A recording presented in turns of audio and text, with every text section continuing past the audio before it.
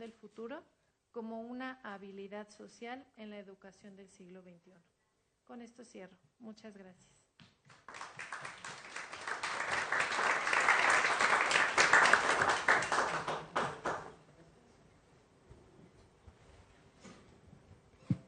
Pues le agradecemos mucho a la maestra Cassandra Salas su valioso planteamiento.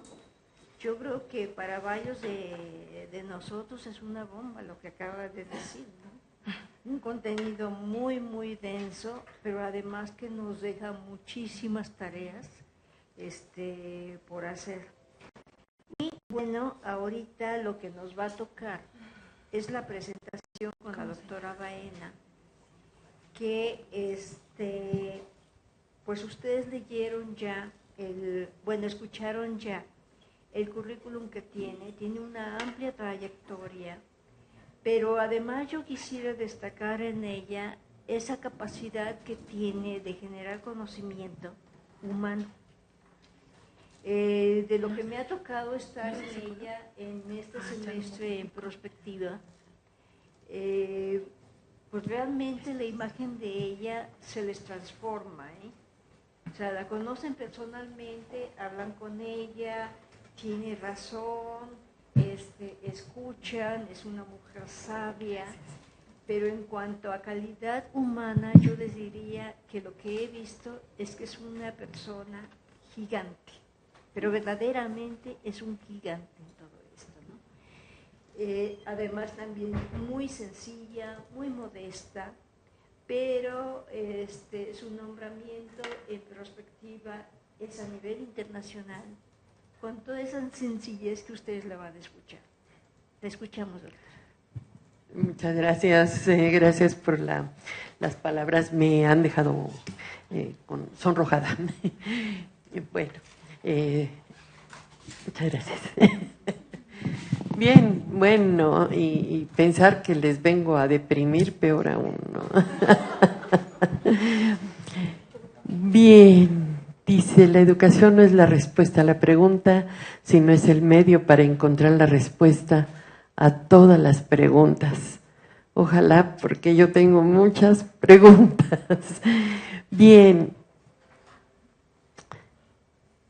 La maestra Cassandra nos ha llevado hacia el futuro, nos ha llevado hacia modelos educativos colaborativos hermosos, llenos de esperanzas, de deseos y donde la sociedad se va a volver ya integradora, junta, reunida. Qué lindo. Resulta que, como por ahí dijo un técnico de la selección, esta cochina realidad no nos deja pensar en el futuro. Y de eso voy a hablar, de esa cochina realidad. El nuevo modelo educativo. Realmente es un nuevo modelo educativo. Todos los medios de comunicación, los periódicos diariamente nos fustigan con una plana completa, lo que nos está saliendo en impuestos, de un nuevo modelo educativo. Realmente nuevo. Vamos a analizar qué dice el nuevo modelo educativo, ¿sí? Dice, planes y programas de estudio centrados en aprender a aprender. Todos los que vivimos el principio del CCH sabemos que esto fue desde 1975, ¿sí? Donde precisamente se planteó el modelo de aprender a aprender, investigar investigando, aprender haciendo.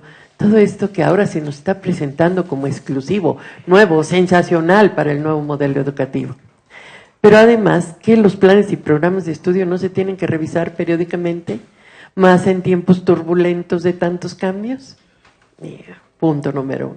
Punto número 2. Se nos anuncia que el nuevo modelo educativo tiene libros de texto gratuitos. Gratuitos. Noble logro del presidente López Mateos en 1959. Que hay un fortalecimiento para las escuelas normales. No cuenten con las rurales, y menos en Ayotzinapa. Júrenlo que desde aquí les puedo prometer que no van a atender a las normales, rurales. Luego dice, equidad e inclusión. Los indígenas aprenderán inglés antes que español y tendrán sus tablets aun cuando no haya luz en su comunidad. por decreto y política pública. Luego, esta divina, la Estrategia Nacional de Inglés. En 20 años todos seremos bilingües, estaremos hablando inglés. ¿Ya para qué? Sí, acuérdense que con los nuevos avances tecnológicos, se corta ahí. Con los nuevos avances tecnológicos ya hay traductores y en todos los idiomas, no solo en inglés, ¿no?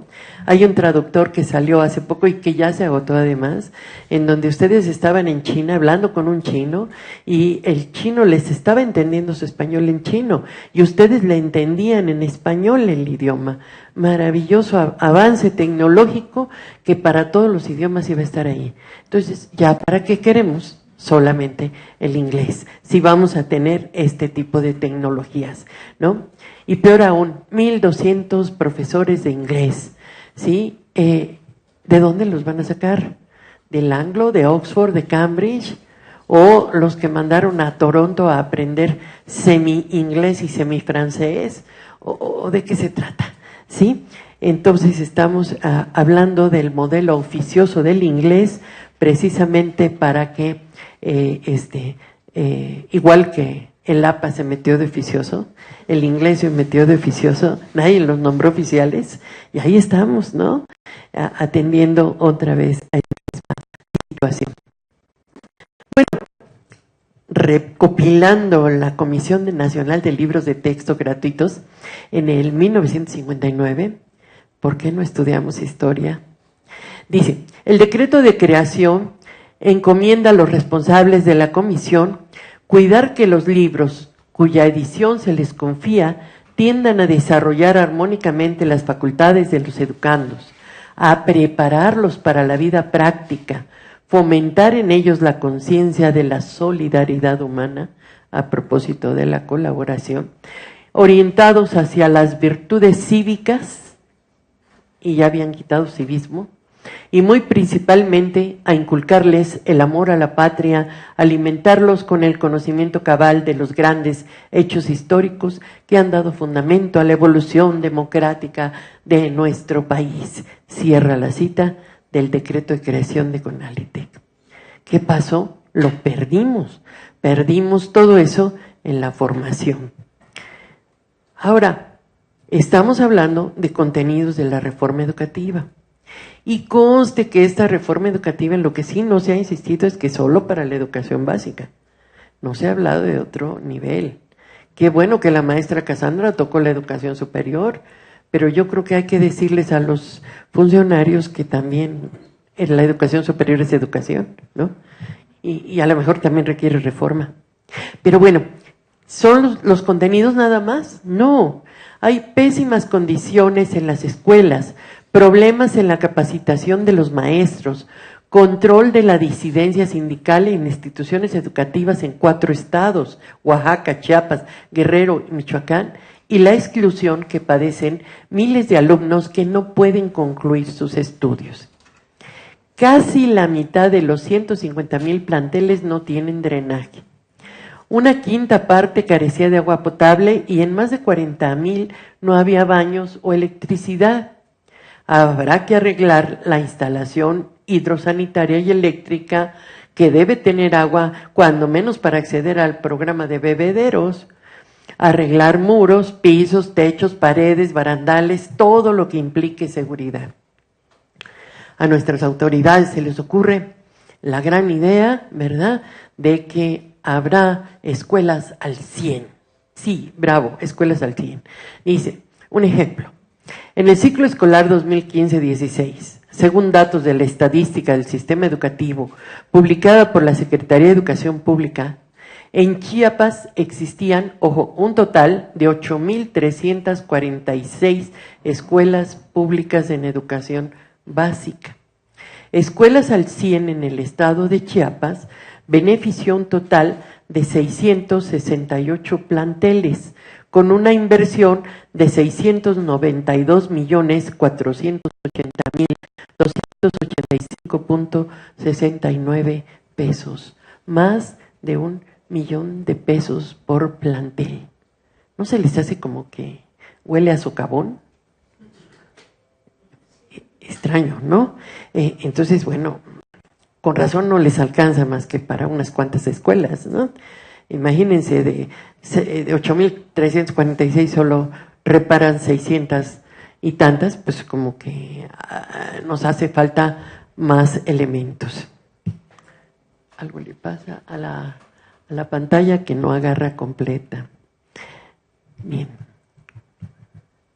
Y además de que nos cambió el color, la tecnología no es leal, no es fiel, no se fíen de ella, tengan cuidado. Bien, seguimos con el modelo.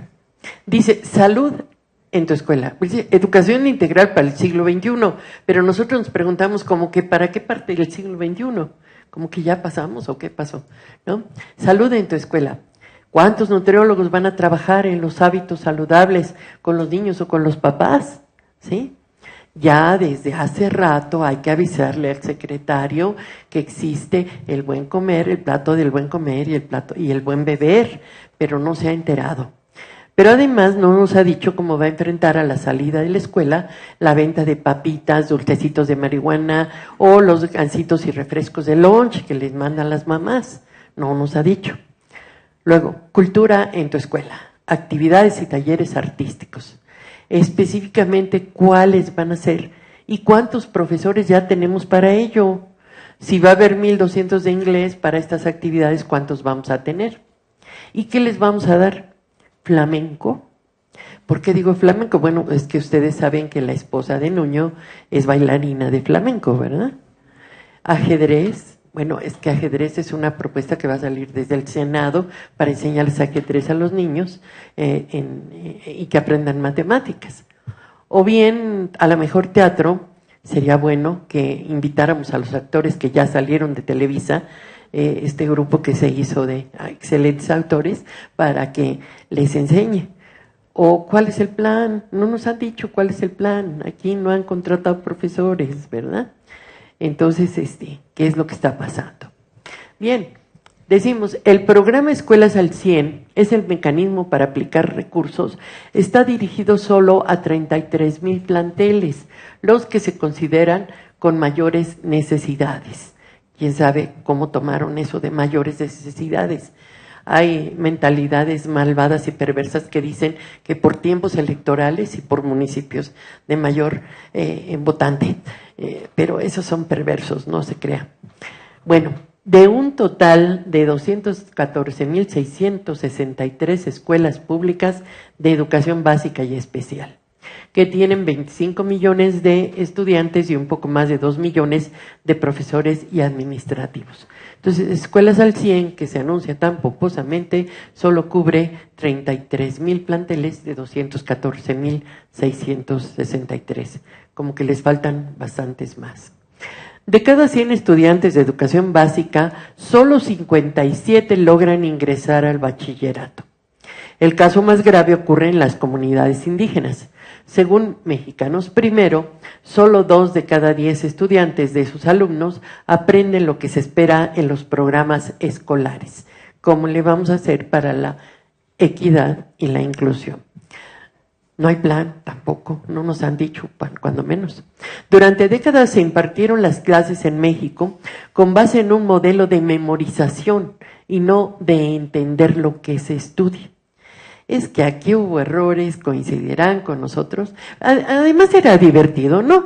Todos cantábamos las preposiciones. Ante, bajo, cabe, con, ¿se acuerdan? ¿No? Y entonces, bueno, pues era maravilloso porque cantábamos, pero no entendíamos para qué diablos servían las preposiciones, ¿no? En dónde se colocaban.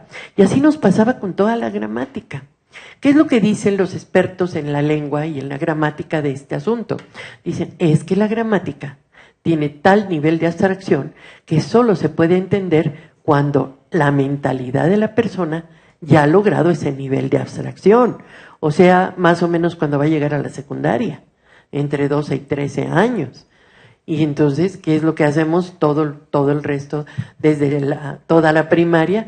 pues aprender de memoria, aprender cantando, ¿no? Y entonces, pues, ¿por qué nos echan la culpa de la memorización? De todos modos no entendíamos nada, ¿no? La señora gramática era la más estéril que jamás hayamos conocido. No sabíamos para qué servía ni cómo la aplicábamos. Creo que estábamos haciendo mal las cosas, ¿no?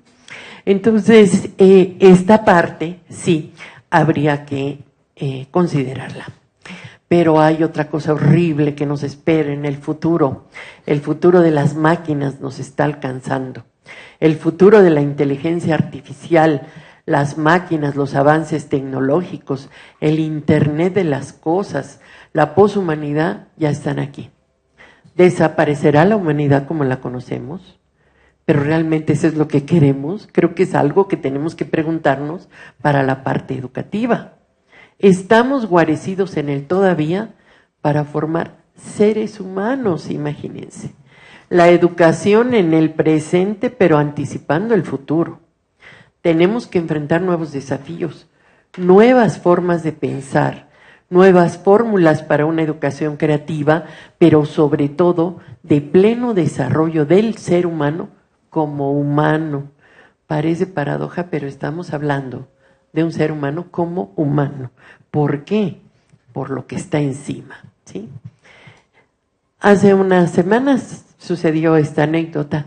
Mark Zuckerberg de Facebook pensó que las advertencias de Elon Musk sobre la inteligencia artificial eran irresponsables. Al contrario, Elon Musk le había dicho que el irresponsable era él. Hasta que le ocurrió un incidente que se publicó el 31 de julio de este año. Facebook apagó el sistema de inteligencia artificial ahí después de que inventó su propio idioma. El sistema inventó su propio idioma. Hagan de cuenta robots, ¿no? Que decidieron que el inglés era demasiado lento e ineficiente para comunicarse, ¿no? Y entonces Musk le dijo a Zuckerberg, ¿ves lo que estás haciendo? No les vamos a entender y van a agarrar por su cuenta su propio idioma y no vamos a saber qué están diciendo y hasta dónde pueden llegar, ¿no? Y entonces Mark inmediatamente apagó el sistema, ¿no? Sí, ya estamos acá, no es ciencia ficción, ¿sí? ¿Se acuerdan de la película Yo, Robot? Entonces, esto es un efecto bola de nieve en la educación.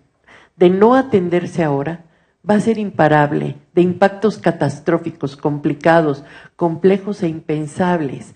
Por eso nos está preocupando mucho este presente, esta cochina realidad del presente, ¿no? Ahora que llegue el 2018, que ya todos se están preparando para eso, ¿no? Entonces, están en todo menos en la educación ya preocupados. ¿Por qué está preocupado por la educación, Nuño? Porque ya sabemos que es el candidato de Peña, que está todavía peleando por la presidencia, aunque no haya aprendido a leer, ¿no? Y está en eso y por eso la promoción y por eso tanto escándalo del famoso modelo educativo. No crean que es un buen modelo educativo, va a servir para la plataforma electoral, no para otra cosa. Entonces, vamos a estar peor. Y quién sabe qué cambios vuelvan a darse en ese modelo educativo para el 18, ¿sí? Que nos lleven hacia el 30 a situaciones catastróficas. Si ya de por sí en el 2015 ya no teníamos fondo que tocar, ya estábamos bastante mal en educación, por donde quiera que volteamos, ¿verdad? Es una verdadera situación preocupante primero, ¿sí? Y claro, además de preocupante, nos estamos enfrentando a 3 elementos claves, que son los que nos gobiernan ahorita: la corrupción, la impunidad y la incompetencia, ¿sí? Llegamos, como dijo un politólogo de apellido Bovero, al gobierno de los peores, le llama la caquistocracia, ¿sí? Porque es el gobierno de los que precisamente han llegado incapaces, ¿sí? Y han llegado poco preparados para gobernar. Qué tremendo espectáculo, qué tremenda vida estamos sufriendo, ¿no? Pero claro, cada quien tiene su enfoque y diversos enfoques para que no se me pongan tristes. Vamos a analizar cómo hay diferentes enfoques sobre la educación Y por eso parece tan complejo contestar a la pregunta de ¿por qué el pollo cruzó la carretera? ¿Qué diría Platón? Porque buscaba el bien. Aristóteles, es que está en la naturaleza de los pollos cruzar la carretera. Y Marx dijo que era una inevitabilidad histórica. Moisés dijo, y Dios bajó de los cielos y le dijo al pollo, cruza la carretera. El pollo cruzó la carretera y todos se regocijaron. Pero Maquiavelo decía, la cuestión es que el pollo cruzó la carretera. ¿A quién le importa el por qué? El fin de cruzar la carretera justifica cualquier medio, cualquier motivo. Y Freud, el hecho de que estés preocupado porque el pollo cruza la carretera revela tu inseguridad sexual. Martin Luther King, ve un mundo en que todos los pollos serán libres de cruzar la carretera sin que sus motivos se pongan en cuestión. Bill Gates, acabo de lanzar MSI Chicken 2000, que no solo cruza carreteras, sino que pone huevos, archiva tus documentos importantes y encuadra tus cuentas. Darwin, a lo largo de grandes periodos de tiempo, los pollos han sido seleccionados naturalmente, de modo que ahora tienen una disposición genética a cruzar carreteras. Andersen Consulting. La desregulación del lado de la carretera del pollo amenazaba su posición dominante en el mercado. El pollo se enfrentaba a importantes retos para crear y desarrollar las competencias necesarias para encarar la competitividad del mercado. Ya, para eso sirven las competencias. Andersen Consulting, en una relación de socio con el cliente, ayuda al pollo rediseñando su estrategia de distribución física y procesos de implantación.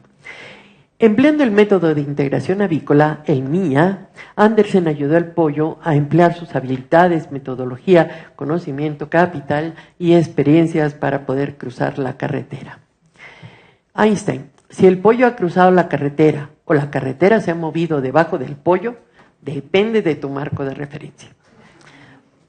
Hamlet, cruzar. Y ahí la pregunta. Neil Armstrong, el cruce es un paso para el pollo, pero un gran salto para el gallinero. El niño de primaria, ¿por qué quería llegar al otro lado? ¿Ven lo que es la mentalidad concreta? Esa no entiende pensamiento complejo y es bastante práctica. El gobierno está haciendo todo lo posible para que las gallinas no tengan que cruzar la carretera.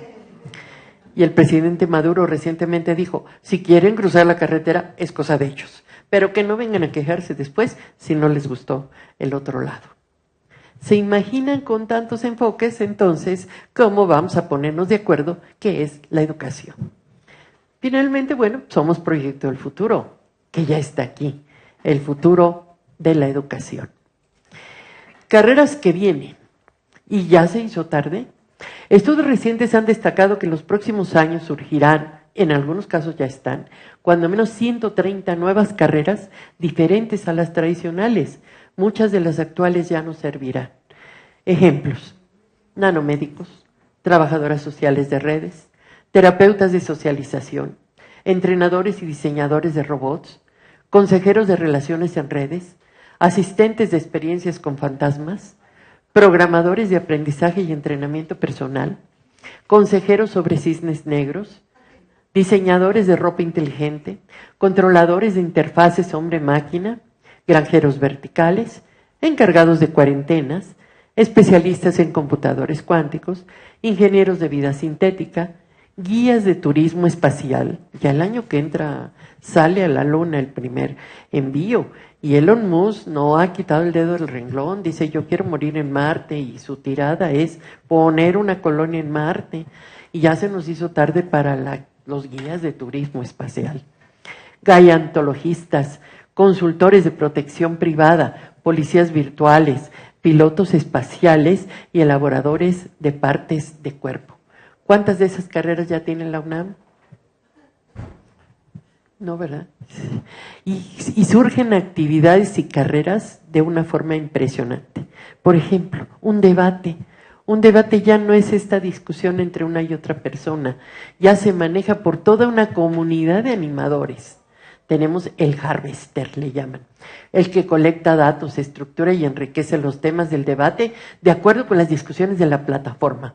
Extrae las ideas principales del debate, ¿sí? El relator, pues, ¿no? El community manager, el administrador de la comunidad, se asegura que todos los participantes sean escuchados en el debate y sube las contribuciones a la plataforma. Más o menos una especie de moderador, pero también con conocimientos tecnológicos, ¿verdad?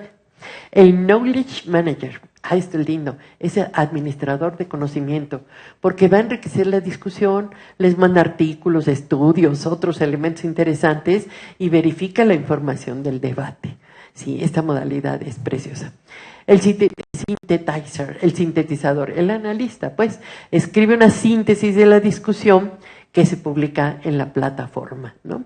Pero vean los nombres así todos elegantes. Se quedan en inglés porque acuérdense que estamos aprendiendo inglés para que de una vez se vayan familiarizando, bueno, los próximos 20 años. Por cierto, lo del inglés, hablé con una directora de una escuela, ¿no? Que acababa de tener una junta regional con la coordinadora y un montón de directoras, y dice, ¿sabes qué?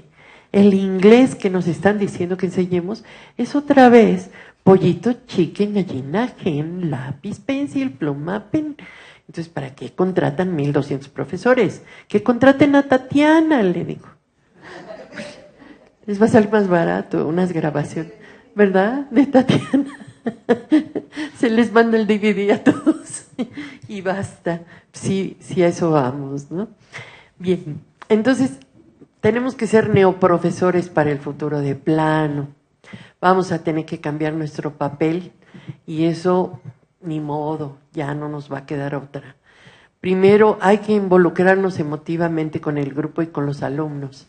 ¿Se acuerdan que antes decía, tú profesor entras a la escuela y dejas tus problemas personales allá afuera? Sí, ahora los problemas personales, no solo del profesor, sino de los alumnos, entran a la escuela y no podemos sacarlos, ¿no?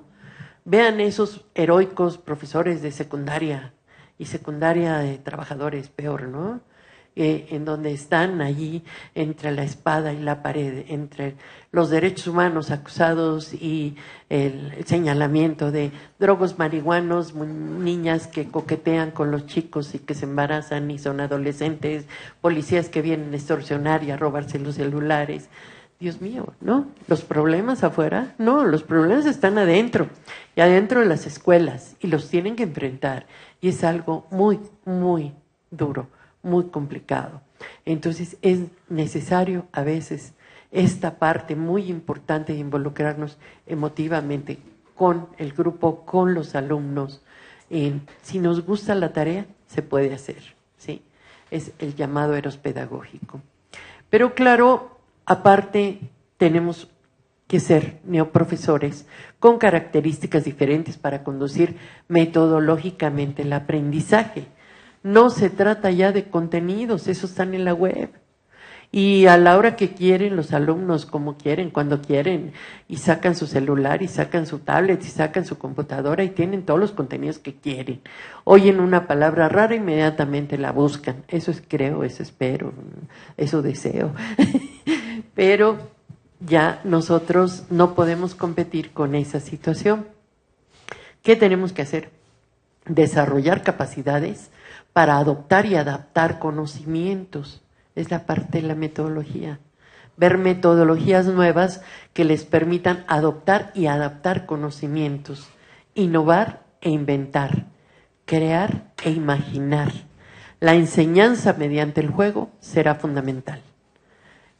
La parte lúdica se está poniendo no solo de moda, sino se está volviendo una necesidad. Por ejemplo, en la visión de futuro se están enseñando ya futuros con juegos para todo, ¿sí? Y hay procesos de juego para muchas cosas. El aprendizaje colectivo y compartido será una de las claves de la realización humana, ¿sí? Y las TIC no las podemos dejar a un lado. Vean todas las opciones que hay de TICs, ¿sí? Si no pueden leer, ahí van. ¿sí? El T-Learning, aprendizaje transformativo, desarrollo de cambios permanentes de las competencias de quienes toman el entrenamiento. El U-Learning, ubicuidad en distintos canales al mismo tiempo, información disponible en cualquier lugar para incorporarse a nuestros saberes. El P-Learning, aprendizaje personalizado, pedagogía, currículum, ambientes de aprendizaje para encontrar las necesidades y aspiraciones de los individuos que aprenden. El M-Learning, conjunto de prácticas y metodologías de enseñanza-aprendizaje por dispositivos móviles con conectividad inalámbrica. El C-Learning, la cloud, la nube, la enseñanza mediante Internet y sus medios como blogs, videos, chats, videoblogs. El aprendizaje colaborativo a través de varios métodos educativos que reúne maestros y alumnos.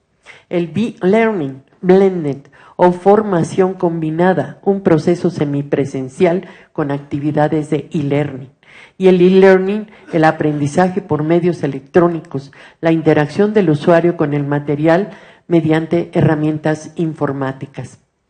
¿Han visto en el modelo nuevo educativo del siglo XXI alguna idea de que haya que usar TICs o algo así?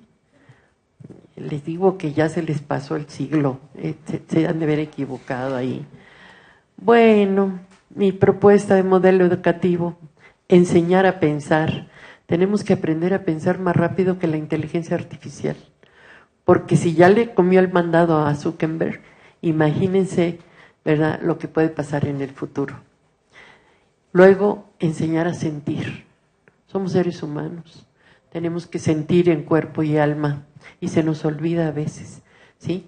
Mucho tiempo nada más fuimos cerebros izquierdos, racionales, y no nos habían tomado en cuenta como seres humanos. Pero como seres humanos tenemos emociones, hay que aprender esas emociones. Y enseñar a vivir finalmente, ¿no? La felicidad como camino y como meta, porque si no, ¿para qué vamos a estudiar? ¿Sí? Es lo que dicen ahorita los ninis.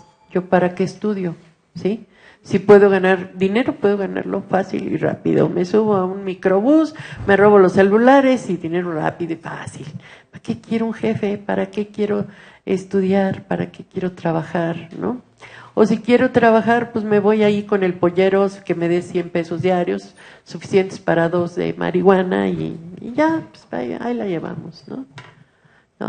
Y bueno, y no hemos aprendido que podemos fomentar esa creatividad, ¿no? Vean esta hoja de respuestas, me encantan estos niños cómo responden. Dice, observe el siguiente sistema de ecuaciones, está la ecuación, y dice, ¿tiene solución? Marca el niño sí. Argumenta tu respuesta. Todo tiene solución en la vida. Pues sí, con todo esto hay más miedos que esperanzas, pero vale un consejo de Albert Schweitzer. Conste que hay que aprender inglés. Dice, la felicidad no es nada más que buena salud y mala memoria. Se los deseo para que se nos olvide un modelo educativo que todavía sigue en el siglo XXI. Gracias.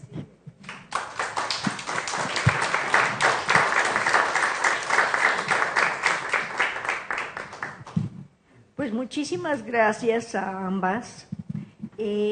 Yo retomo una de las oraciones que puso la doctora Baena y que creo que es compartida por ambas. Cuando ella dice, el aprendizaje colectivo y compartido será una de las claves para la realización humana. En este sentido, lo que yo estuve aquí anotando fueron una de las cuestiones que me consideré interesantes de lo que ambas están diciendo. La maestra Cassandra nos estuvo hablando acerca de un enfoque prospectivo y complejo.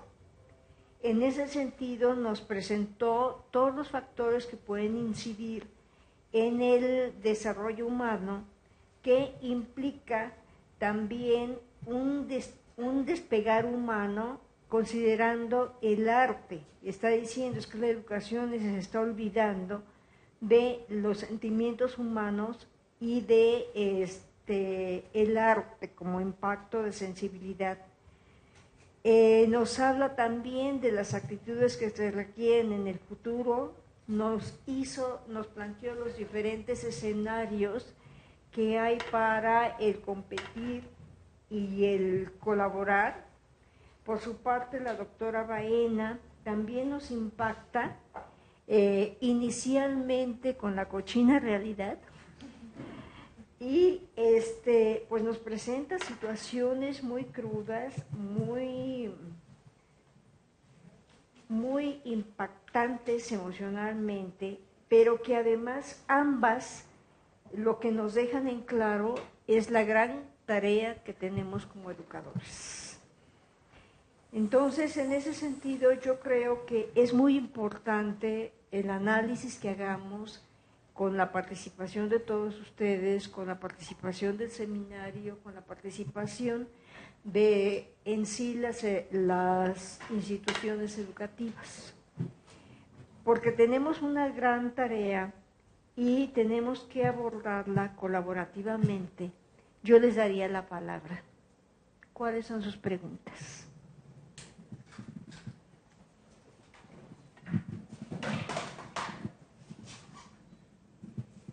No se amontonen, a todos les vamos a contestar, así es que pueden empezar como quieran.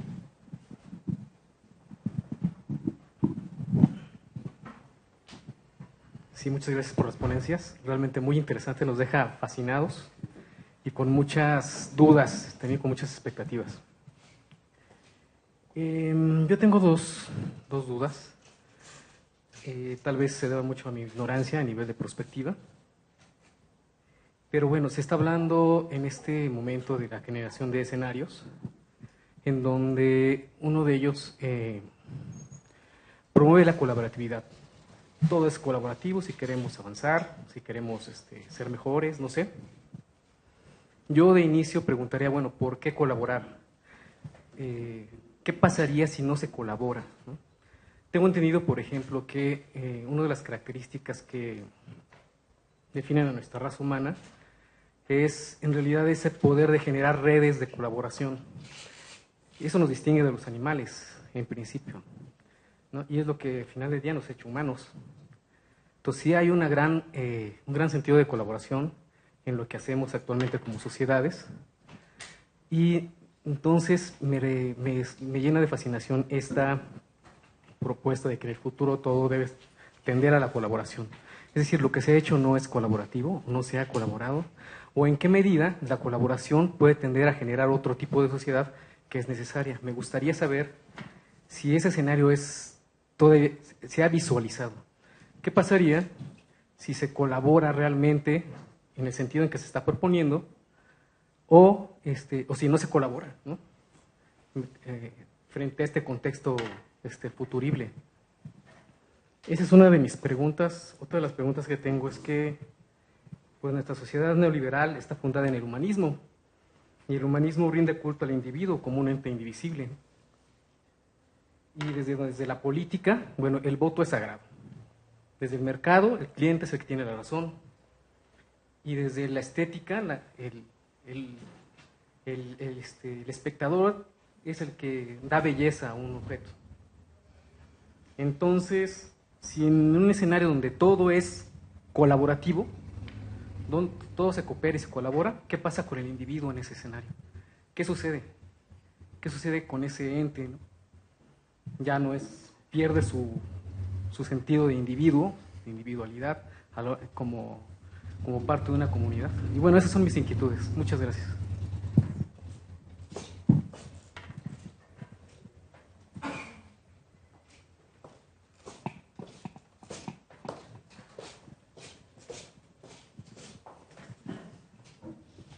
Buenas tardes. Primero que nada, gracias por las ponencias. Mi planteamiento es para ambas. ¿Cómo es posible conciliar desde la perspectiva o desde el supuesto modelo educativo nuevo la tecnología para humanizar a los niños y a los adolescentes?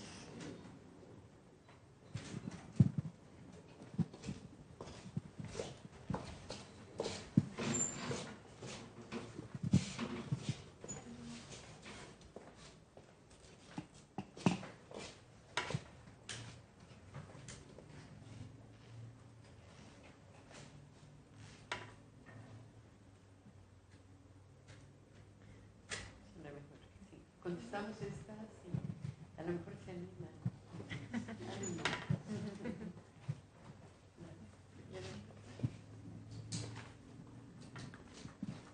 Muy bien, ¿por qué colaborar? Tenemos que recordar que ante todo efectivamente somos seres sociales y ahora pareciera ser que estamos en una tendencia a la inversa, que primero importa el individuo y después la colectividad. Sin embargo, la identidad se reafirma solo en función de la colectividad. Y eso es por cuestiones sociales y de características inherentes a nuestra raza humana. Les pongo solamente por decir algo. Hay equipos de trabajo que se forman o cuando nosotros ponemos a nuestros estudiantes a que hagan los famosos equipos de trabajo, ¿cómo se conforman esos equipos? Se juntan por lo regular con los que conocen o con los que se llevan bien. Sin embargo, ¿cuáles son las consecuencias de esos equipos? Habrá posibilidades, algunos que sí funcionan, otros que no funcionan. ¿Y por qué no funcionan? Pues porque hay diferencias y o comparten las mismas ideas y son incapaces de conciliar o concesar por dónde se van a ir. Está comprobado que si se juntan en los equipos personas completamente diferentes, de caracteres diferentes, el resultado en términos de imaginación y de creatividad es mucho más alto. Claro que implica un ejercicio constante de diálogo, de comunicación. Entre ellos tienen que resolver sus problemas y tienen que buscar la manera de llegar a la meta que se les pidió o cumplir con una actividad. La colaboración sin propósito, pues siempre nos va a estar dando grupos efímeros. Nos juntamos para algo, hacemos algo y desaparecen. Pero cuando realmente colaboramos con un enfoque, una visión que va persiguiendo una meta y que traza objetivos comunes, esa colaboración va a tener que darnos forzosamente mejores resultados. Yo hablaba de liderazgos compartidos. Estamos acostumbrados a que en el grupito de trabajo pues haya un líder. Sin embargo, no es la mejor persona y todos terminamos odiando a esa persona. O se impone, ya sea porque su carácter se lo permite o simplemente porque se nos facilita y le delegamos la responsabilidad a una persona que no necesariamente tiene liderazgo dentro de un equipo de trabajo. Entonces, aquí también es interesante ver que el liderazgo compartido nos permitiría reconocer, o en un equipo con la suficiente diferencia, que todos tenemos capacidades y talentos diferentes. A lo mejor uno es bueno precisamente en comunicación, a otro quizás se le da más la parte creativa, el otro quizá es más por las cuestiones manuales, las cuestiones artísticas. Entonces, cuando eso realmente se les da la oportunidad a las personas de demostrarlo y de ponerlo en juego, pero con un propósito común, una meta o una tarea, es como si se diera una explosión creativa. Y entonces estás colaborando con un propósito y te permite la toma de decisiones. Son simples, no estamos pensando en decisiones políticas, grandes cambios, en decisiones sencillas, a su alcance, en el equipo de trabajo, para que resuelvan de la mejor tarea la actividad. Y algo más que agregaría, no podemos perder de vista que nuestras generaciones actuales vienen padeciendo ese proceso de individualización o de atomización. ¿Han reflexionado? Ustedes tuvieron la oportunidad de salir, jugar a la calle, andar en patineta o con la palomilla en la calle. Y estas generaciones no. Estas generaciones ya viven en un 4x4, ya no hay espacio para salir, para jugar, ya no socializan porque la violencia nos ha invadido y entonces ya no le hablo ni al vecino, solo con mis amiguitos o mis compañeros de la universidad, de la escuela, de donde sea.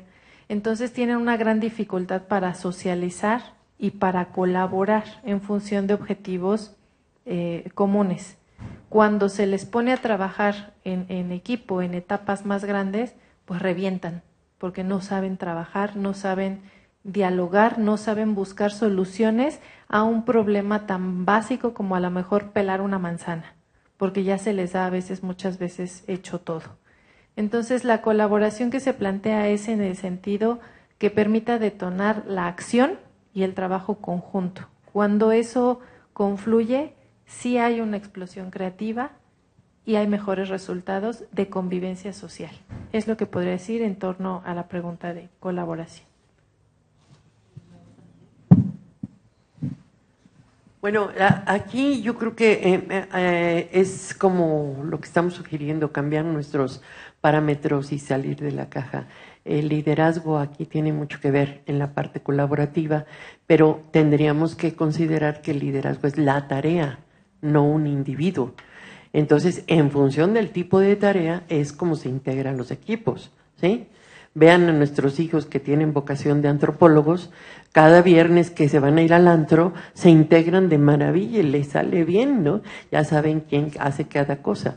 Entonces, hay como una especie, en el liderazgo como tarea, viene a ser una especie como de sociograma, en donde saben quién es el que, con quién se pueden discutir los problemas, con quién es el más honesto, quién es el que con el que pasa un rato divertido, con quién puede uno platicar íntimamente.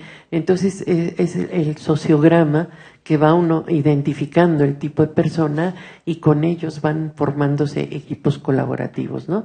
Pero la colaboración va más allá y es algo que no hemos explotado en cuestión de las redes de profesionales y en cuestión del mundo pequeño, la tesis del mundo pequeño, ¿no?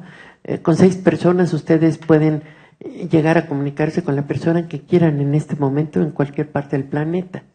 Es la teoría del mundo pequeño. Con 6 personas bastan para eso.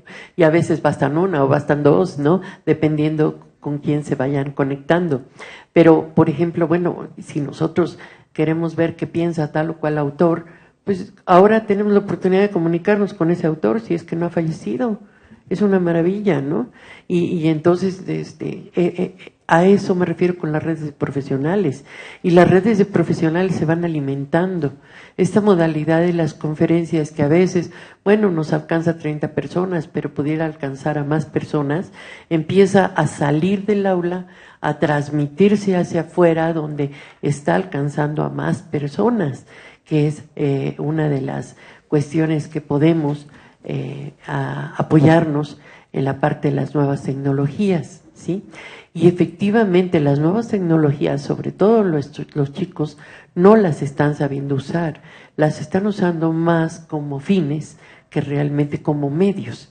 Y tienen que ser medios, tienen que ser instrumentos, ¿no? Porque de lo contrario la pregunta es, bueno, ¿quién está mandando, tu dispositivo o tú? ¿Quién manda sobre ti, no? Porque pareciera que cuando el chico está pegado al celular y a la computadora, es el dispositivo el que está tomando las decisiones, no el individuo. Y en eso estamos cayendo y eso es lo riesgoso, ¿sí? Porque entonces la tecnología es la que va a empezar a dominar. Y efectivamente, en vez de generar alumnos inteligentes, están generando la tecnología teléfonos inteligentes, ¿no? Imagínense en cuánto tiempo si apareció de aquel dispositivo que parecía radio de la Segunda Guerra Mundial, el dispositivo original, al que es ahora. Ahora es toda la oficina, ¿no? Y ahora sacan video y son los reporteros ciudadanos y sacan fotos y están en el momento de la noticia. Entonces le dan otra connotación totalmente diferente al aparato que no tenía originalmente. Era para hablar por teléfono. Los chicos empezaron nada más a mensajear, eran por eso la tribu del pulgar. Y después, bueno, ya ahora ya no es nada más el mensaje, ya ahora es todo, ¿no? Es la oficina, es la computadora, es todo en la palma de la mano. Pero entonces, ¿quién es el que está dominando? ¿El dispositivo o es uno? Eso es lo que tienen que ir aprendiendo los muchachos a manejar y a distinguir de la propia tecnología. Que cuesta trabajo, sí, les va a costar trabajo entenderlo, porque están acostumbrándose ya a la adicción, son verdaderos adictos ya de la tecnología, ¿no? El momento en que llega, ¿se acuerdan cuando se cayó el Messenger como 3 horas? ¿No? Luego el meme ese divino que pasó, que decía, de repente se cayó el Messenger, ¿no? Levanté los ojos y vi unas personas en la mesa, me parecieron conocidas y se veían buenas gentes. Es lo que pasa, ya todo el mundo a la hora de comer o cenar o desayunar están en el teléfono y ya no están en donde se supone que debería ser la tradición, la creencia, lo bello que era la convivencia, ¿no?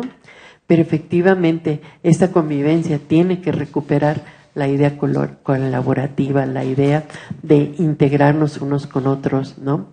Los seres humanos nos integramos en comunidades, ¿sí? Fíjense, más para contar historias que para sobrevivir. Dice Rousseau, ¿sí? Dice, de repente era más divertido que la tribu contara cómo casó, cómo casó al mamut y lo asedió y todo, que realmente para poderlo matar, ¿no? Entonces llegaron a la conclusión de que somos seres de historias, ¿no? Y entonces al ser seres de historias aprovechemos eso para ser colaborativos, ¿no? Para empezar a contar historias, ¿no? Y a contar, bueno, todas esas historias que están ahí enfrente que nos hacen mucha falta. Les decía yo a mis alumnos hoy en la mañana que les voy a pedir para trabajo de exámenes cuentos de ciencia ficción. ¿Por qué? Porque acaba de salir una nota que el negociazo que se están haciendo las consultoras es con historias de ciencia ficción. La Coca, la Pepsi, el Ford, Toyota, todos están contratando escritores de ciencia ficción para que les digan cómo va a ser el futuro. Y entonces eso es divertidísimo porque es un futuro interesante, ¿no? ¿Cuál es el futuro del agua? ¿Cuál es el futuro de la Coca-Cola? ¿Cuál es el futuro del café de Chiapas? Entonces empieza uno a generar una historia de ficción. Y es un ejercicio maravilloso porque es lo que nos empieza a sacar la imaginación, la creatividad, a salirnos de la caja, ¿no? Y además muy bien pagado, extraordinariamente pagado por las consultoras. Entonces hay que ayudarles a los chicos a que consigan chamba, ¿no? Que no sean ninis de este planeta. Ya se emocionó Mónica, ya está creando sus historias de ficción. Muy bien, ¿hay otras preguntas? Ya se animaron. Bueno, son dos. Una, ¿la competencia puede favorecer la colaboración? Y otra, ¿cómo vencer la falta de voluntad para colaborar? Porque ahora yo soy profesora de bachillerato y los muchachos no tienen voluntad para colaborar. Entonces, ¿cómo se le hace cuando alguien no tiene intención de colaborar con otro?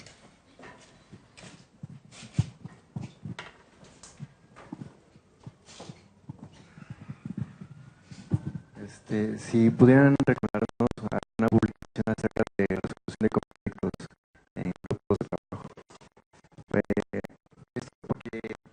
Porque por esta costumbre, ¿no?, de hacer todo individualmente y deshacer un grupo cuando surge algún conflicto.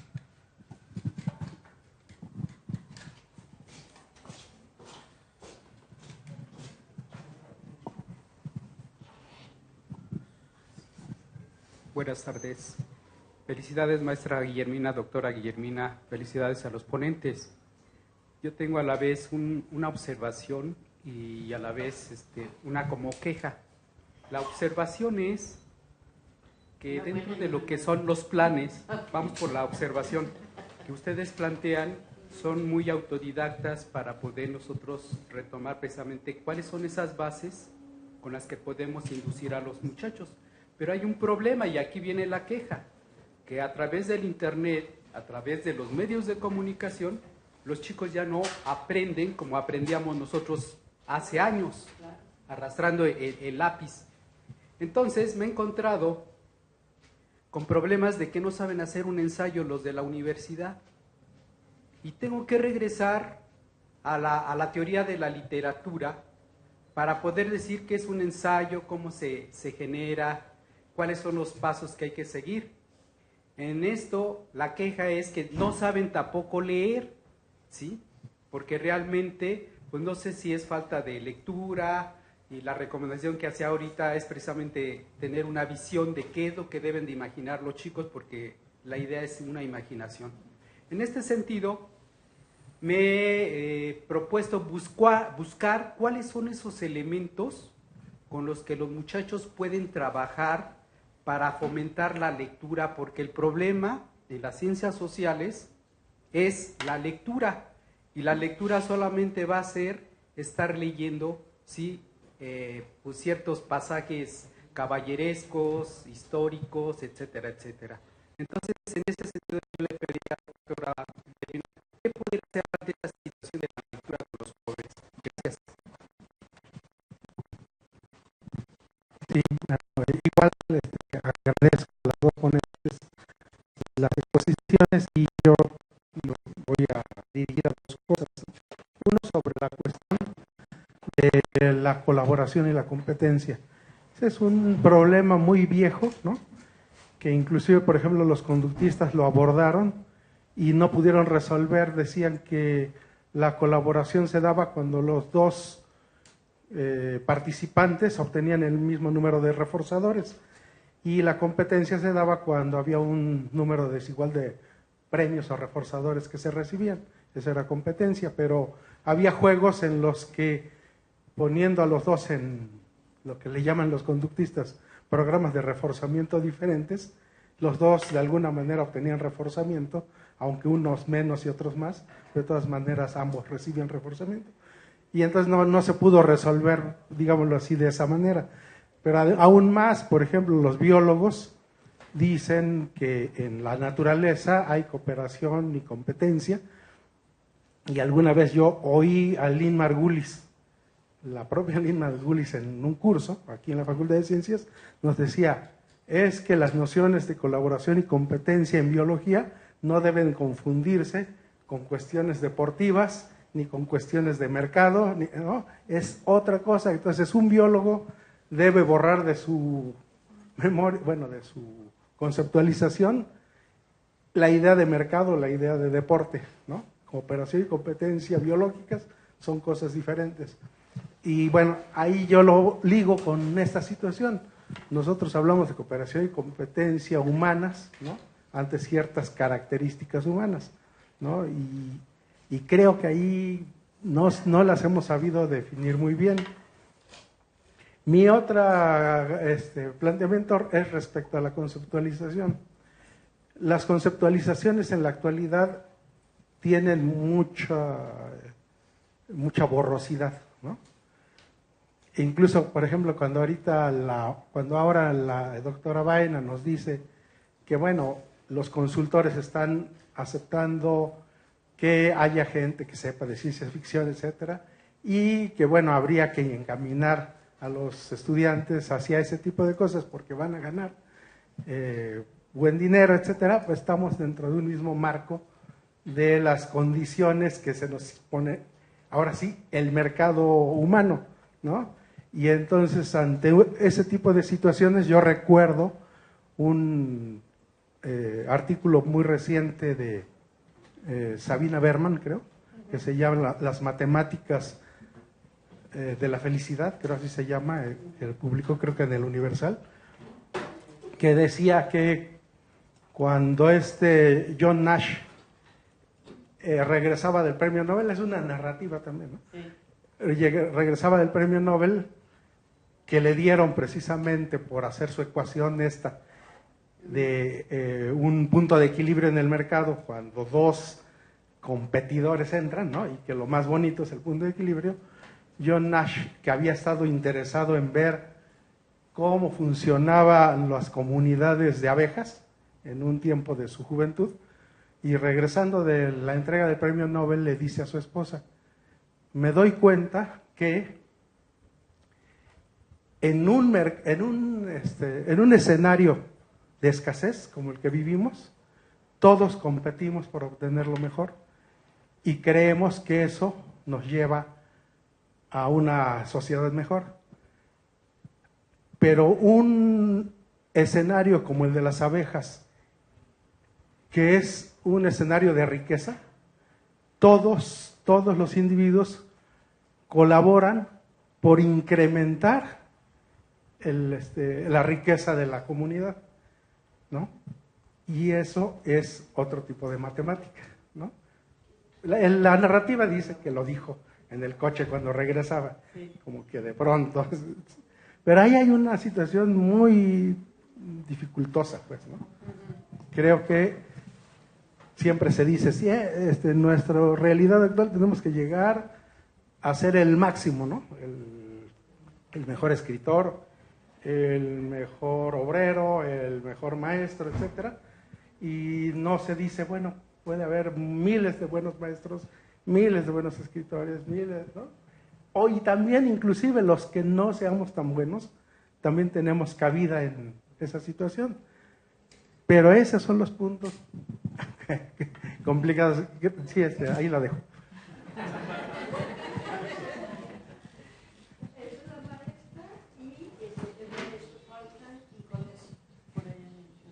Gracias, buenas tardes. Mi pregunta es la siguiente. Tenía yo una serie de observaciones, pero el tiempo nos come. ¿Es necesario entonces adjudicarse, ser colaborativo para irse situando en un camino prospectivo? Si de entrada, por ejemplo, en el bachillerato y en las licenciaturas los puntajes son los que te permiten colocarte en un lugar, esto me lleva entonces a ser competitivo. Entonces, ¿qué hacer?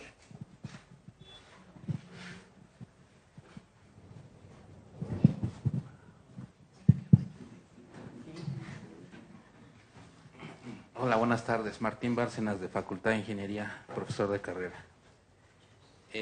Dos comentarios primero y al final un par de preguntas. Muchas gracias. Su punto de vista es enriquecedor sin duda. Sin embargo, escucho muchas quejas y poca gente en este auditorio. Yo esperaba que estuviera colmado, pletórico, y veo muy poca gente. ¿No somos también nosotros, los universitarios, parte del problema? ¿Qué hemos dejado de hacer? Comentaban del CCH. Yo entré a CCH Sur, y tenemos bien diferenciado el esquema de aprendizaje del CCH de la prepa. ¿Cuándo lo supe? Cuando ingresé a la Facultad de Ingeniería. Teníamos características y cualidades distintas. Y como que hacíamos la cohesión, los preparatorianos no eran muy dados a hacer equipos, pero los CCHeros sí, éramos montoneros. Pero entonces nosotros les dábamos algunas cualidades que ellos no tenían, y ellos nos daban otras cualidades que nosotros por supuesto no teníamos. Uno de ellos, pocos conocimientos, la verdad. Pero es que comparado las 8 o 10 horas de preparatoria con las 4 de CCH del sistema inicial, era para no avanzar mucho en contenido. Pero ¿qué hemos dejado de hacer como Universidad Nacional? Cuando teníamos la rectoría de Vasconcelos de la Secretaría de Educación Pública, hemos dejado de hacer cosas. ¿Por qué nos quejamos de que nuestros políticos, nuestros diputados y senadores no tienen primaria ni secundaria terminada? ¿Y nosotros por qué no hemos participado? ¿Por qué no participamos más en el sistema educativo nacional? Preguntas. ¿Conocen todas las ventajas que da la UNAM en línea? ¿Han entrado a Numeralia? Para mí no ha sido sorpresa. Entran a Numeralia, vean el perfil de ingreso de los estudiantes de bachillerato, vean el perfil de ingreso de los estudiantes de licenciatura. No trabajan en equipo. Bueno, los que vienen de bachillerato, de secundarias a bachillerato, bueno, pues no tenemos la culpa. Pero los CCHeros y los preparatorianos que pasan a las licenciaturas tampoco trabajan en equipo. Y esa sí es nuestra culpa. No busquemos un culpable fuera. Entonces, ¿qué hemos dejado de hacer, doctora? ¿Qué nos propone hacer Cassandra hacia futuro? Porque de algo tenemos que vivir los profesores de carrera, ¿no? Y los profesores en general. Algo no estamos haciendo o algo dejamos de hacer y que debemos de retomar para volverlo a hacer. Con este modelo de trabajo colaborativo, ustedes primero tendrían que saber qué habilidades digitales tienen los estudiantes. ¿Alguien sabe qué habilidades digitales tienen sus estudiantes? ¿Cuáles son? ¿Cómo se miden? Bueno, les recomiendo entonces que entren a ticómetro.unam.mx. Ahí les dice qué habilidades se les pide a los chicos. Habilidades específicamente digitales. Uso de redes sociales, uso de correo electrónico, software. ¿Cómo criticamos a nuestros estudiantes y cómo los alabamos de repente? Son buenísimos usando software, pero ¿buenísimos para qué? Para divertirse, para entretenerse, para buscar música, para socializar, pero para aprender, ¿la utilizan? Algunos sí, otros, la mayoría no. ¿Cómo lo pueden saber? La universidad les está dando mucha información. Nomás les voy a recomendar 3 sitios. Uno es ticómetro.unam.mx, mide TIC, en estudiantes que ingresan a la UNAM. Otro, toda la UNAM en línea, recursos educativos que pueden emplear ustedes como profesores basados en TICs. ¿Sí? Y otro, la Red Universitaria de Aprendizaje, el RUA. Y pongámonos a trabajar, ¿no? Quejémonos menos y trabajemos más. ¿Las preguntas? Eran los comentarios, ¿no? ¿Qué dejamos de hacer? ¿Qué dejamos de hacer? ¿Por qué? Usted nos dice que esto ya data de la década de los 70s y de los 50s y se dejó de hacer, ¿no? Y acá, con Cassandra, ¿qué en particular habría que hacer para tener la perspectiva deseable?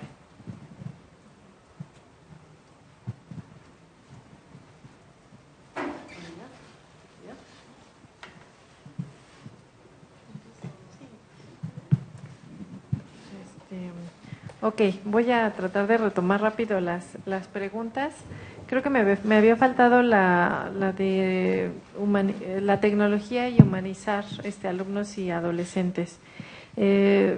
Yo sí soy de la idea y me uno al último planteamiento que hacía la doctora, enseñar a pensar. Tenemos que trabajar con los alumnos enseñándolos a pensar, a ordenar más sus ideas en lugar que saturarles más la cabeza con mucha información que no procesan. Tenemos que activar el pensamiento crítico y reflexivo, no enseñarlos a ser criticones, porque eso es lo que los enseñamos, a ser criticones, nada más así, sin propósito, sino un pensamiento crítico, profundo, reflexivo, que retomaría la parte de la experiencia vivencial. Los estudiantes no aprenden muchas cosas simplemente porque no se apropian de ellas, no les ven ni la utilidad y no les representa nada.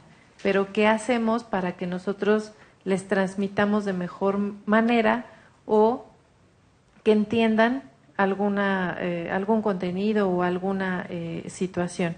Entonces, si los enseñamos a pensar y aparte ese ejercicio se hace en una reflexión también colectiva, donde pongan en práctica la tolerancia, ¿no? y el reconocimiento al otro, pues yo creo que también eso puede servir como para ir paliando los efectos de la tecnología, porque tenemos que encontrar puntos lo más aproximados al justo medio, no a los extremos, ¿sí? El problema con competencia y colaboración es el que lo seguimos viendo en diferentes pesos, ¿no? De repente todas las situaciones se comportan pensando en la situación de que todo responde al contexto. Habrá contextos donde me reporta mejor colaborar y en otros donde me conviene más competir. Si se acuerdan, estaban planteados los escenarios y había uno arriba, colaboración, uno abajo, ¿no? Y había otro que era los dos en el justo medio.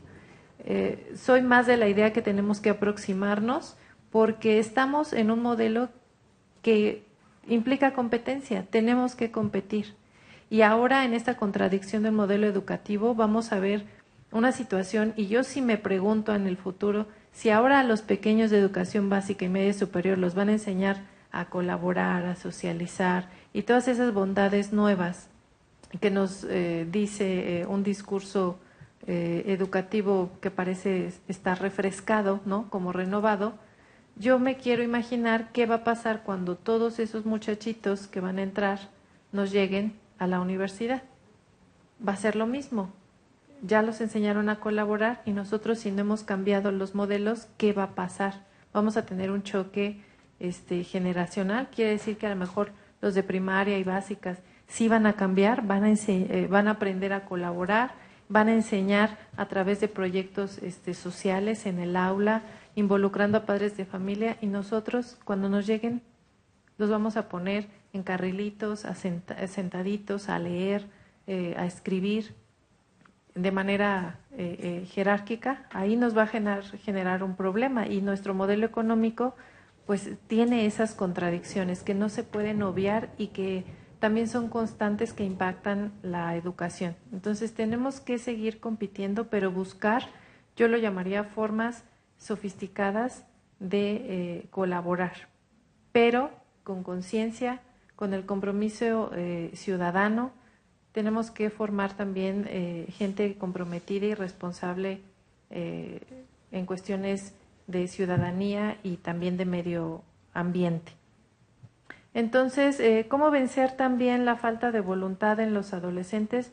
Pues yo creo que eso sí, definitivamente nos lo preguntamos todos experimentamos esa como profunda depresión que traen todos los estudiantes, llegan con incertidumbre, llegan con desesperanza, pero se han puesto a pensar que es una carga social que ellos también tienen.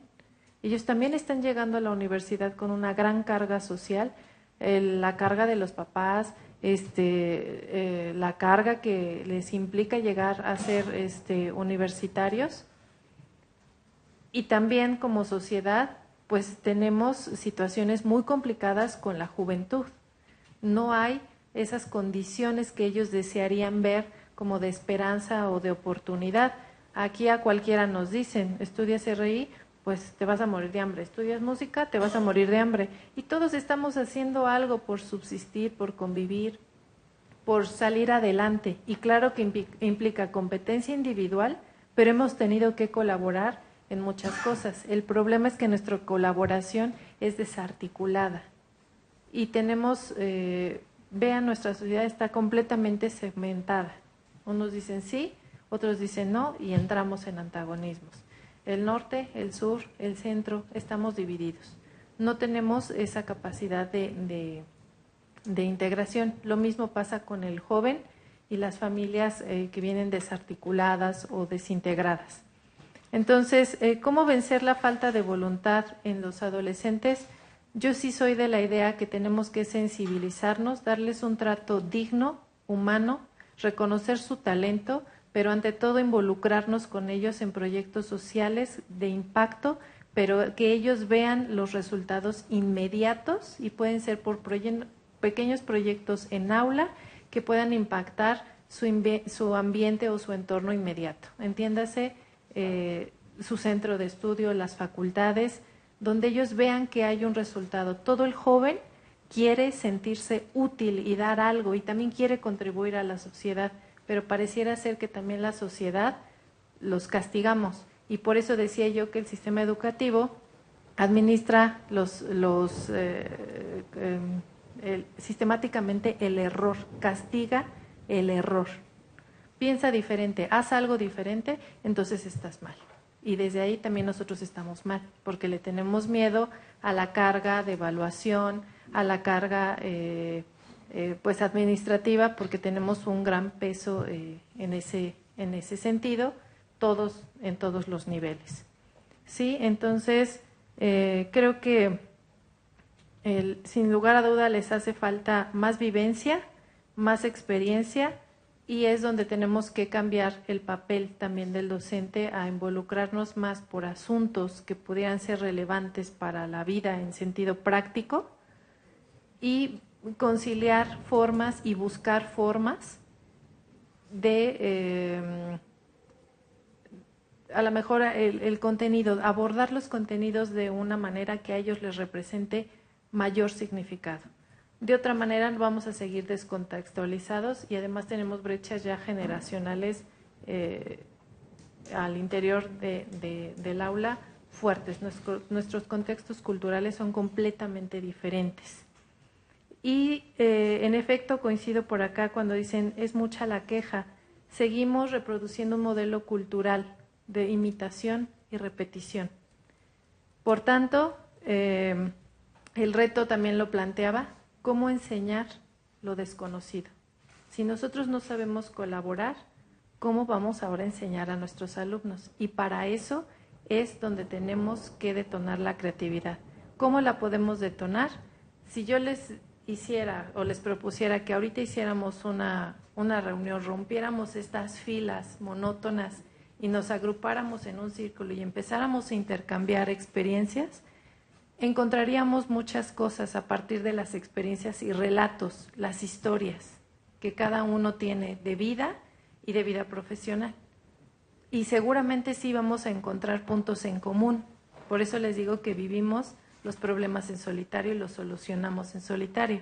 Cuando ahorita de 20, 30 personas que estamos, podríamos generar un enfoque diferente y yo casi estoy segura que podríamos encontrar respuestas y soluciones compartidas que cada quien pudiera experimentar en su aula, en su campo, en su espacio, de distinta manera, con resultados igualmente distintos, pero también enriquecedores.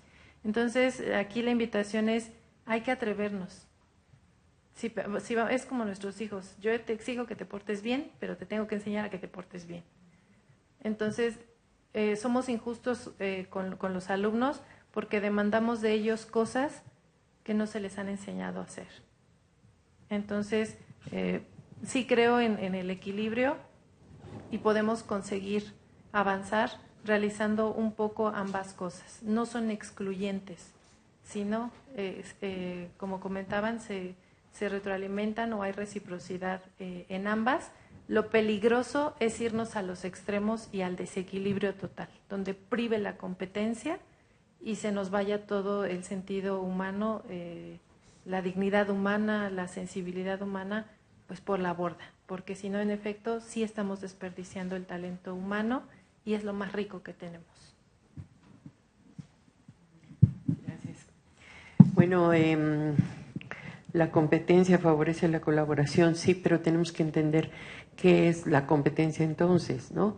Y eso lo podemos ejemplificar con una cita de León Felipe de un poema que decía, el chiste no es llegar primero, sino con todos y a tiempo, ¿no? Entonces, es el sentido que tenemos que entender de una competencia en el sentido de ser cada vez mejores y llegar juntos, ¿no? Voluntad para colaborar. Ya una situación súper práctica en el aula, jueguen, hagan juegos, ¿sí? Por ejemplo, lleven espagueti un día y díganle a los alumnos que construyan una torre con los espaguetis.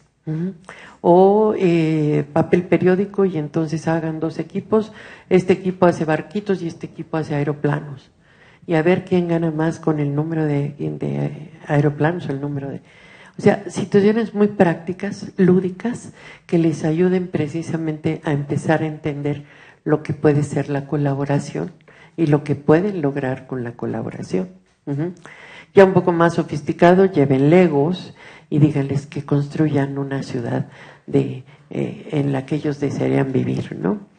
Y entonces van ustedes a ver cómo en conjunto se ponen a hacerlo, ¿sí? Y se ponen a ver algunas cosas que no se ven visualmente a veces por escrito, sino que se ven físicamente en tercera dimensión. Entonces, por eso decía yo que el aprendizaje tendría que irse ya hacia la parte lúdica para que ellos empiecen a entender que pueden colaborar, que pueden hacer cosas, crear e imaginar. Resolución de conflictos. Hay pocos libros en español, o sea, referidos al caso mexicano o al caso de en cuestión de resolución de conflictos. Apenas la Facultad de Políticas empieza a generar una especialización que se llama negociación y gestión de conflictos políticos y sociales. El tema es un tema ya urgente, candente, de empezar a trabajar negociación y gestión de conflictos. Entonces, bueno, te encontrarás libros que se han escrito, en Colombia se escribieron muchos a raíz del conflicto. Johan Galtung, desde siempre, tiene textos que hablan no solamente de la cuestión de conflicto, sino ya del paso siguiente, que sería la reconciliación, la justicia solidaria, todos estos textos que son inspiradores y vale la pena recuperarlos, de Johan Galtung. Y resolución de conflictos ya en grupos de trabajo muy prácticos con dinámicas grupales, ¿no? Dinámicas grupales que no provoquen situaciones de alteración, de más conflicto entre el grupo, sino al contrario, que vayan rompiendo hielo, que vayan manejando elementos que los alumnos puedan irse integrando más que separando, ¿no? Hay por ahí un ejercicio que es tremendo, que no salía bien en dinámicas grupales, el de la pelota, en donde supuestamente, bueno, el grupo en círculo tenía un individuo, tenía la pelota, se le echaba a otro, pero le tenía que decir lo que le parecía de esa persona, ¿no?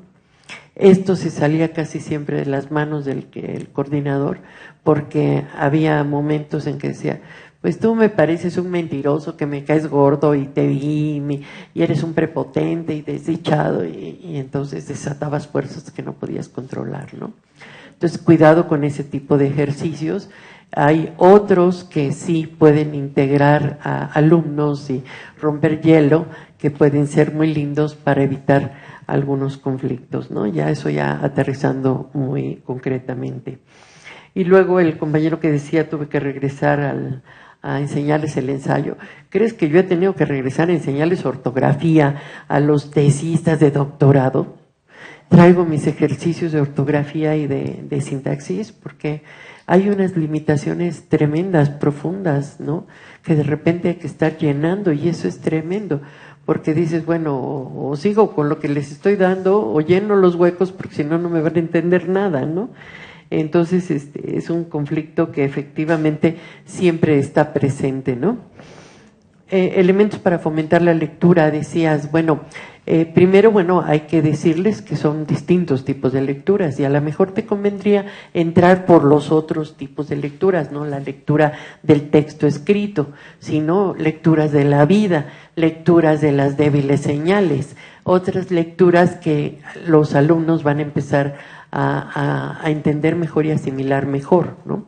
Hay 3 niveles de visibilidad. El nivel de lo visible, donde la lectura la haces de los contenidos de los medios y de la información. El nivel de lo no visible, donde la lectura la encuentras en símbolos, en códigos, en tratar de leer entre líneas. Y una lectura de invisibilidad, donde se llega a niveles de información privilegiada, a niveles profundos, que te llevan precisamente a entender los problemas de modo diferente, ¿no?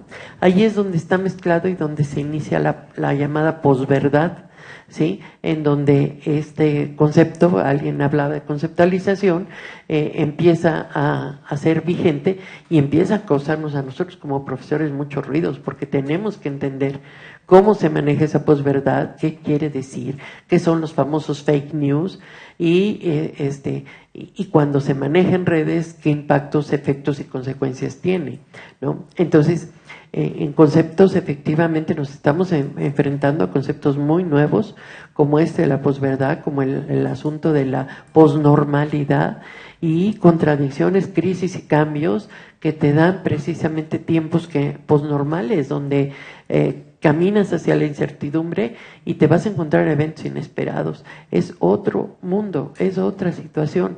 Entonces vienen nuevos conceptos que habrá que trabajar y enfrentar con ellos, ¿no? Y obviamente, ¿qué hemos dejado de hacer? Pues sí, efectivamente hemos dejado de hacer muchas cosas.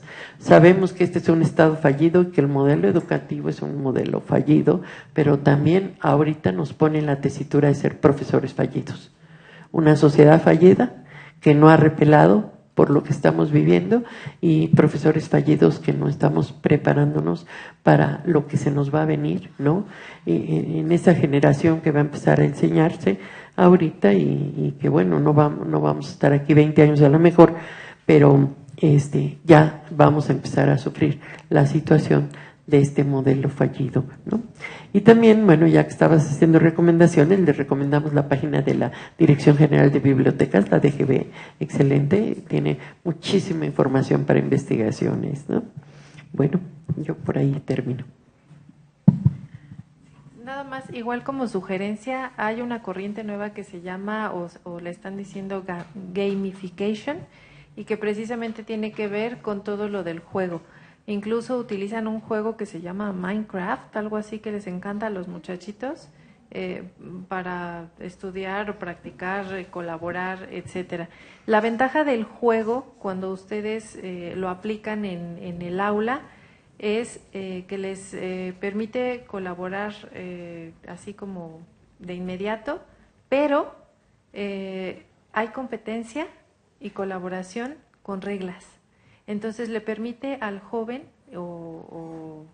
pues sí, al joven en general, conocer que puedes competir y colaborar con reglas precisas y alcanzas tu meta. Entonces es muy recomendable empezar a introducir el juego, y el juego no está peleado con la academia, porque hay visiones ortodoxas donde si te pones a jugar, pues no estás haciendo tu chamba, ¿no? Entonces el juego sí nos puede ayudar a relajar también muchas tensiones del aula y genera condiciones para poner en habilidad la habilidad social de la colaboración, solamente como comentario. Y no se preocupen si ya cumplieron los 70 años o 60, todavía pueden seguir jugando.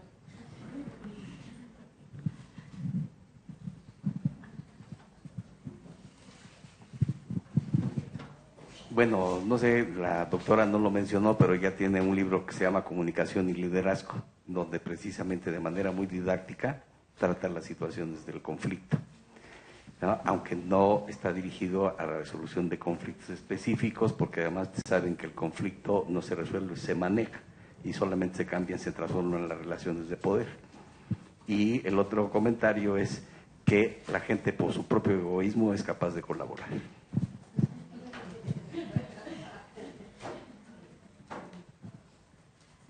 Bueno, les agradecemos mucho tanto a la maestra Cassandra Salas como a la doctora Guillermina Baena el que nos haya acompañado en esta ocasión, porque les vamos a seguir haciendo invitaciones, entonces nada más es la de ahorita.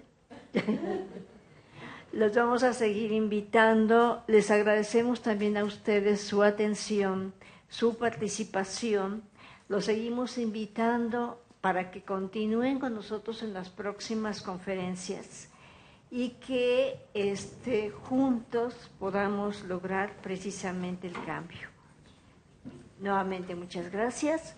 Que sueñen con los angelitos.